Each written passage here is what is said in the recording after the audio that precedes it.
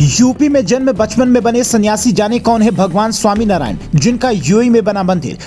हाथों में पद्म, पैरों में वज्र और कमल चिन्ह के साथ हुए पैदा तो पूरा गांव रह गया था हैरान। ऐसे बने भगवान। चमत्कार की 4 कहानियां कर देंगी आश्चर्यचकित। घनश्याम पांडे से स्वामी नारायण बनने का किस्सा है खास।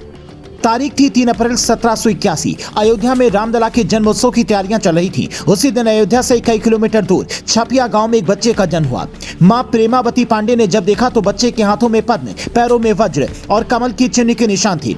ये पहला चमत्कार था जिसे देखते ही सबने मान लिया कि बच्चा भगवान विष्णु का अवतार हो सकता है। कई बड़े ज्योतिषियों ने भी ऐसी ही बात कही, पर पिता हरिप्रसाद पांडे को दुख तब हुआ जब उन्हें ये पता चला कि ये बच्चा एक सन्यासी का जीवन व्यतीत करेगा। मां ने बच्चे का नाम घनश्याम पांडे रखा। 7 साल की उम्र में घनश्याम पांडे ने कई शास्त्रों को कंठस्थ कर लिया।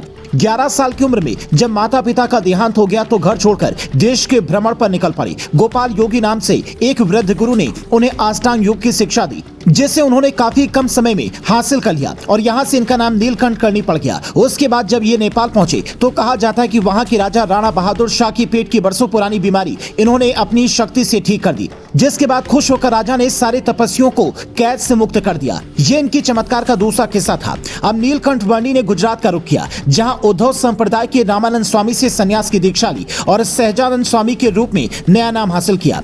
रामानंद स्वामी ने अपने निधन से पहले सहजानंद को अपना उत्तराधिकारी घोषित कर दिया और फिर उद्धव संप्रदाय ही बाद में स्वामी नारायण संप्रदाय के रूप में प्रसिद्ध हुआ। सहजानंद स्वामी गांव-गांव जाकर लोगों को स्वामी नारायण के मंत्र का जाप करने की सीख देते थे और इस तरह से घनश्याम पांडे से भगवान स्वामी नारायण बन गए। धीरे धीरे उनके अनुयायी इतने बढ़ते चले गए कि आज गुजरात और दिल्ली समेत दुनिया भर में हजारों मंदिर हैं। कहा जाता है कि अंग्रेज भी इन्हें दिव्य पुरुष मानते थे। साल 1822 में जब इन्होंने मंदिर निर्माण के लिए अंग्रेजों से जमीन मांगी तो दर्जनों एकड़ जमीन अंग्रेजों ने बिना किसी लाग लपेट के दे दी, जो उस वक्त किसी चमत्कार से कम नहीं था। इसके अलावा चौथा बड़ा चमत्कार तब हुआ जब साल 1830 में इन्होंने अपने सभी अनुयायियों को बुलाया और कहा कि अब मैं इस लोक से प्रस्थान करने वाला हूं। 1 जून 1830 को उन्होंने दुनिया को अलविदा कहा। इनके निधन के बाद स्वामी नारायण संप्रदाय अलग अलग हिस्सों में बट गया, जिसमें से एक है BAPS यानी कि बेचासन वासी श्री अक्षर पुरुषोत्तम स्वामी नारायण संस्था, जिनका मानना है कि स्वामी नारायण के उत्तराधिकारी गुणातीतानंदन स्वामी थे। अपने जीवन काल में स्वामी नारायण ने लोक कल्याण के इतने बड़े काम किए कि लोग कहते हैं कि ऐसा कोई अवतारी पुरुष ही कर सकता है। स्वामी नारायण संप्रदाय के कई लोग ये भी कहते हैं कि दुर्वासा ऋषि ने नर और नारायण की जोड़ी में से नारायण को पृथ्वी पर अवतार लेने का श्राप दिया था और उसी वजह से स्वामी नारायण का घनश्याम पांडे के रूप में जन्म हुआ। इनका जन्म एक ऐसे वक्त में हुआ जब हिंदुस्तान ने कई आक्रमणकारियों का दौर देखा। सनातन धर्म का झंडा कमजोर होता जा रहा था। मुगलों से लेकर कई विदेशी आक्रांताओं ने देश की सभ्यता और संस्कृति पर ऐसा प्रहार किया था जिसे मजबूत करने का काम कोई चमत्कारी पुरुष ही कर सकता था।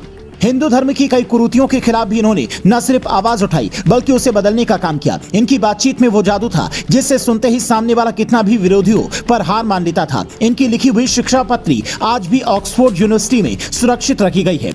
212 संस्कृत छंदों वाली इनकी इस पुस्तिका में अनुयायियों के पालन करने वाले नियम का जिक्र है। पर यह अफसोस की बात है कि जिनके राह पर चलने को आज दुनिया के बड़े बड़े देश तैयार हैं, मुस्लिम देश यूएई तक में जिनका मंदिर बन गया है, इन्हें दयानंद सरस्वती जैसे महान विचारक चालबाज बताते हैं। उनका कहना है कि अनुयायी हासिल करने के लिए इन्होंने खुद को नारायण के रूप में सजाया था। अक्षरधाम के मंदिर से लेकर BAPS के देश विदेश में बने मंदिरों में आज भी स्वामी नारायण की मूर्ति आपको दूर से ही चमकती हुई दिखाई देती है और हर यूपी वासी और हिंदुस्तानियों के लिए ये गर्व की बात है कि आज यूएई जैसे मुस्लिम देश में एक ऐसा मंदिर बना है जिनका जन्म यूपी की पावन धरती पर हुआ है। इसीलिए जो लोग ये किस्सा नहीं जानते हैं उन तक ये कहानी जरूर पहुंचाएं और कमेंट कर बताएं।